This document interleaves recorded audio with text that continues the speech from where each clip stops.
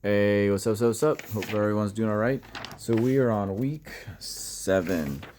Um, week 7, numbers 5 through 22. So I just got to finish reading, and kind of stood out to me a few major things. There's a lot of sin offerings and kind of offerings that God wants to do, but there was a lot of murmuring against Moses, and even Aaron and Miriam murmured against Moses. So you have these people, and you had a congregation. They murmured a lot against Moses, and even though God showed them, that He was with them, they still murmured it over and over again. They didn't have faith in God, and they didn't have faith in a lot of different reasons, because there's things were going when things were going bad, then they just didn't have the faith, and God got really upset. And you have and the people turning against Moses, and so you had the situation where the earth opened up and swallowed a bunch of people. You had the serpents, you had the plague that went through the congregation,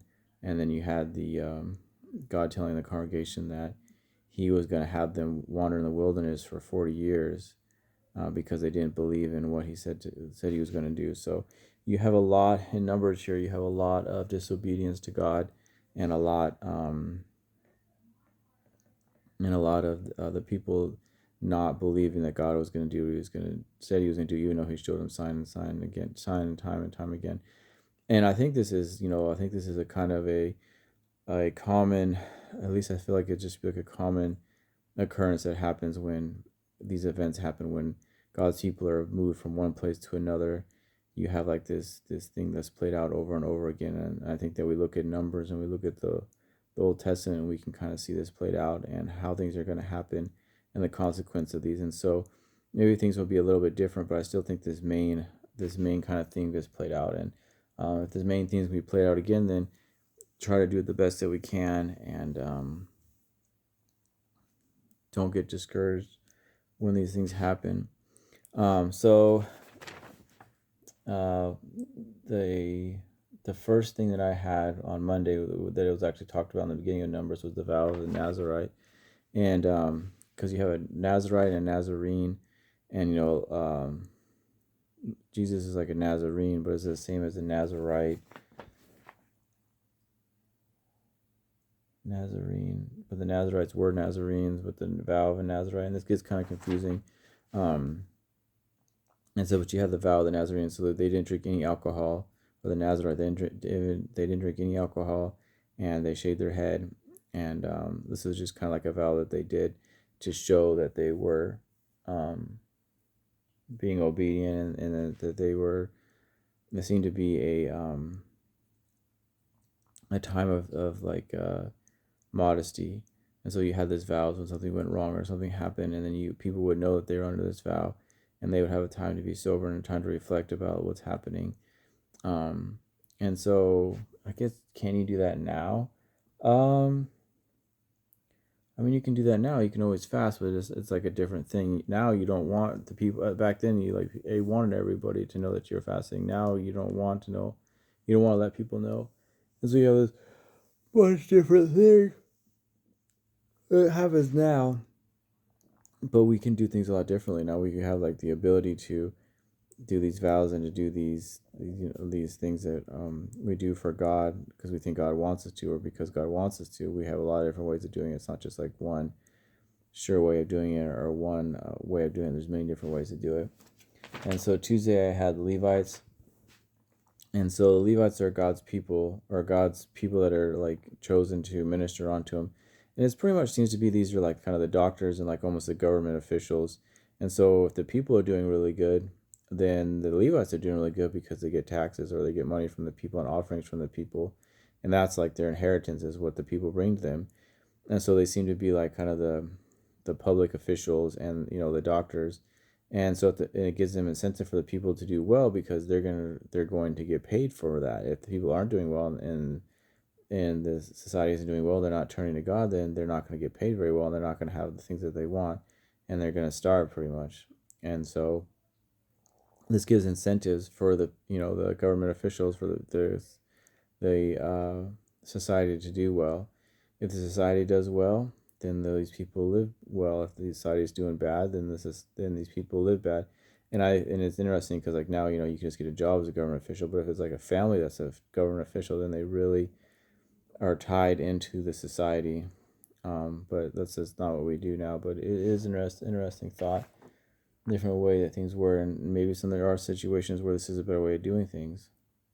And then so Wednesday, yeah, children of Israel murmur against the Lord and Moses, and over time again this happens, and then Moses has to, beseech God, and he has to cry to God for them not to destroy the people. And I think this is just to show. I think this I don't know just to show, but I think this shows that Moses is the person for the job, and God chose correctly, and that God was able to teach teach Moses how God wants him to be, and he was able to show that God knows what he's doing. He knows how to mold a man, and God shows that this man Moses that he molded is everything that he wants him to be, and is meek, and um, isn't like holier than thou, or is what God wants him to do. And so he shows it to like the angels and to all the other spirits and to all the things that watch and are part of this world, but we don't see. God shows them that he can mold a man the way that he wants him to be, and it's an important thing. So I feel like, at least. And Thursday, Israel, my main theme that I had on Thursday, or I try to reflect on Thursday. I haven't really been reflecting too much the last couple of weeks on each of these, on every day, but I've been messing up. I've been fighting some other fights that I'm not doing too well at, but I've been fighting some other things, and so hopefully I can get better at focusing on these things every day. And so Thursday, which was yesterday, was Israelites not believing that they will possess the land. And so only Joshua, the son of Nun, and then Caleb, they're the only people that went to spy out the land, and that they're actually going to go into the promised land. They're going to be there. Everyone else is going to die in the wilderness or in the way there, because they didn't believe that God was going to give them the land. And they go and spy out the land. They say the land is great. It's great, but it's got a bunch of giants here. We are like super small to them, and we're not going to be able to beat them. And they didn't have faith that God can do whatever God wanted to do, and that it's not about trusting in the arm of flesh. It's about trusting in God. That's how you're going to win battles. That's how things are going to do well for you. And if you just trust in the arm of flesh, you're going to not be, things aren't going to be benefit you, and you're not going to be able to succeed where you want to succeed. And the people that spy out the land weren't able to do this. And again, I think you have like this common theme that kind of happens when God's people that he chooses to go somewhere different. And so I think this kind of played out again and again. And the question is, if we know this are going to happen, can we do things differently and not have it play out again? I think so. But certainly these things will be played out, and maybe not all of them will be played out, but these are the things to look out for, and these are the snares that we want to try to avoid. And Moses didn't do great either. He struck the rock twice, and so Moses didn't have the perfect faith either. He wasn't perfect, and so because he wasn't perfect, that he doesn't get to go to the land. And so for everybody, there's definitely things that can be taught here, and things can be changed. So we try not to make the same mistakes that were made before us. And so Friday I have Aaron. I always think Aaron is kind of interesting, right? Like, always an interesting person. He was there. He did a lot of great things. He's the priest, but he also did a lot of bad things too, right? Like he murmured against Moses. He made the calf for the, and when he made the calf for the people at Mount Sinai when they first left Egypt, it doesn't seem like he like really got in trouble for like God. It doesn't talk about like God being super upset at them, but just because he didn't talk about it, I mean, maybe it's just something he doesn't need to be said. It's already something that is just super obvious, so he doesn't need to be. Whatever God did to Aaron, or because of that, I don't think it doesn't need to be talked about, just because people want to have, they already know this is a bad thing that Aaron did, but there still wants to be a lot of power in the priesthood, and Aaron's sons, you don't want to take away that power that they would have, that authority that they have, and so there's no reason to just go into detail what Aaron's punishment was for making the calf. Is already understood, and that there was going to be punishment, and I guess God just didn't want to limit Aaron's power so that future generations would murmur against Moses, because people already murmur against the authority when the authority is good. So they don't need to murmur. They don't need to give the devil any more ammo to murmur against the authority.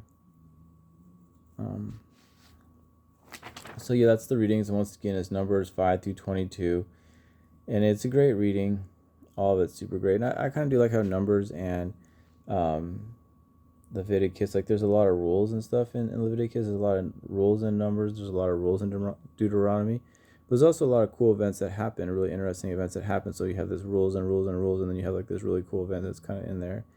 And so it just kind of makes the reading of it not as difficult when you have these events that I think are just super awesome. So, but anyway, I'm gonna cut this video short. I'm super tired. I took a long time to read the Bible today, and I think that was a mistake on my part. Maybe not. It's kind of hard to know, but I definitely am not 100%.